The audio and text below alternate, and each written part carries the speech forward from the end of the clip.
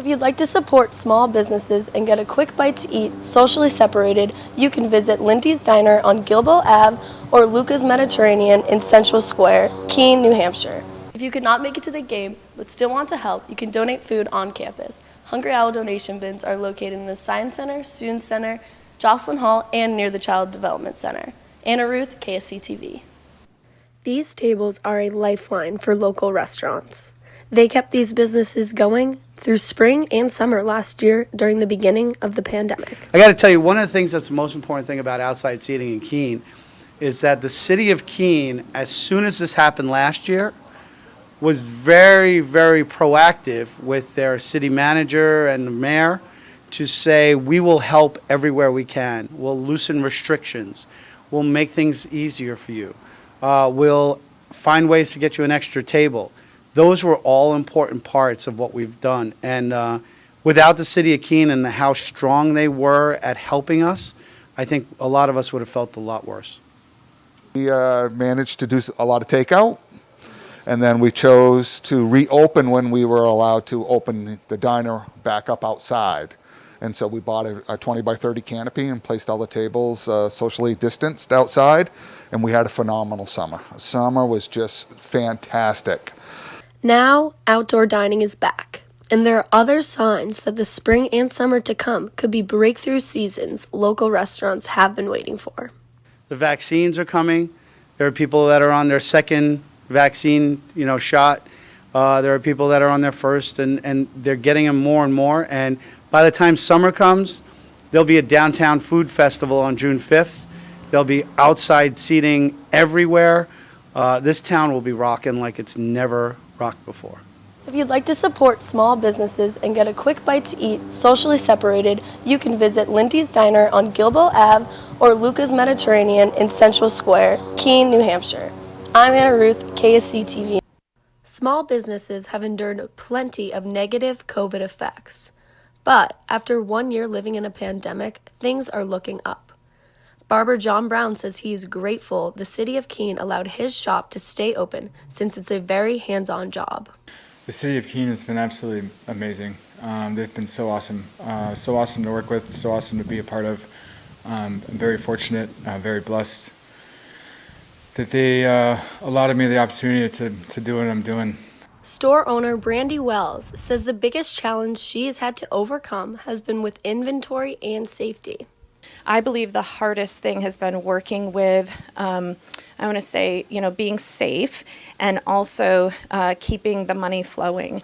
So, I've had to really strike a balance on my inventory and still, having enough available for people that they want to come back.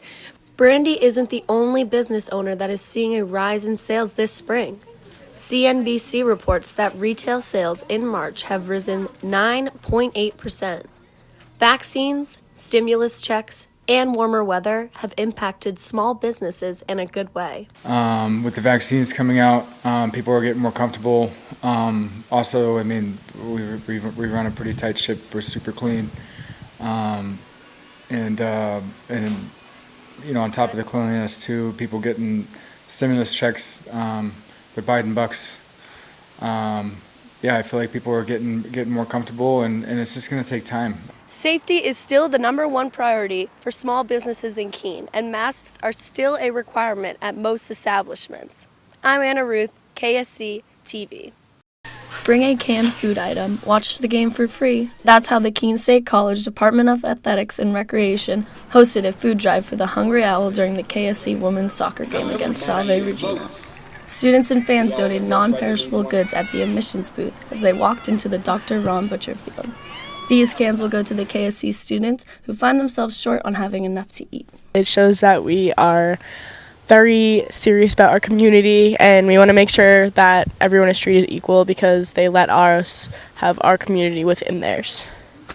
Good to get the canned goods out there to the people in the community that need it. If you could not make it to the game but still want to help, you can donate food on campus. Hungry Owl donation bins are located in the Science Center, Student Center, Jocelyn Hall, and near the Child Development Center. Anna Ruth, KSC TV. Genocide Awareness Month in New Hampshire starts today. The Keene Sentinel reports Governor Chris Sununu signed a law last summer that mandates all New Hampshire schools teach Holocaust and genocide studies. Monday, a kickoff event was held at Central Square in Keene. Senator Jay Kahn, Keene Mayor George Hansel, and Keene State College professors from the Holocaust and Genocide Study Department were some of the speakers at the event. Keene is one step closer to requiring licenses for social service providers and congregate living facilities. The Sentinel reports the Planning, License and Development Committee voted to amend the city charter to require licenses for such establishments. Drug treatment clinics, fraternity and sorority houses, group homes, resource centers, homeless shelters, lodging houses, and residential care facilities would all require a license. Licenses would have to be renewed annually, and there would also be an appeal process. The ordinance will be introduced at the City Council meeting on April 5th.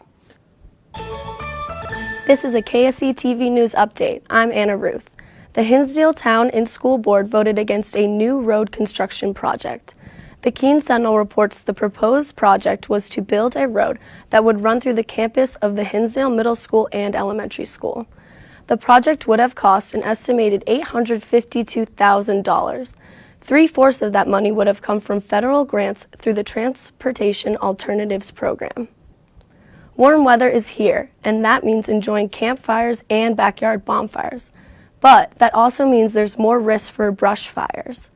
Prior to this week, the National Weather Service has issued multiple red flag warnings due to dry conditions and high winds, which increase the fire risk. WMUR reports that 43% of the state is in a moderate drought.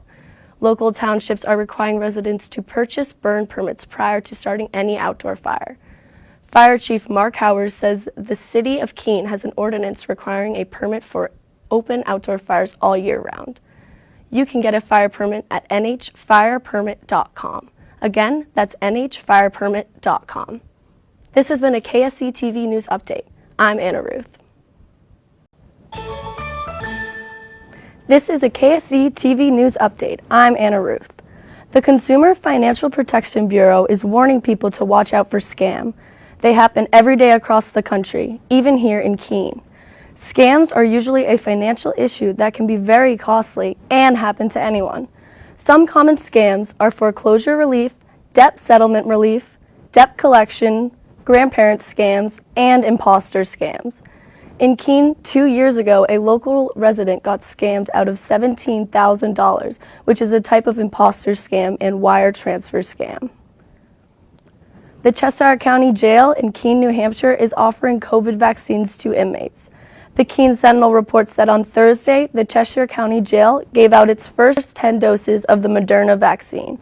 After numerous COVID outbreaks in prisons across the country, all 10 county jails in New Hampshire will be rolling out COVID vaccines to inmates. New Hampshire prisons started COVID shots back in February, and half of all prison inmates have been vaccinated to date. This has been a KSE TV News update. I'm Anna Ruth.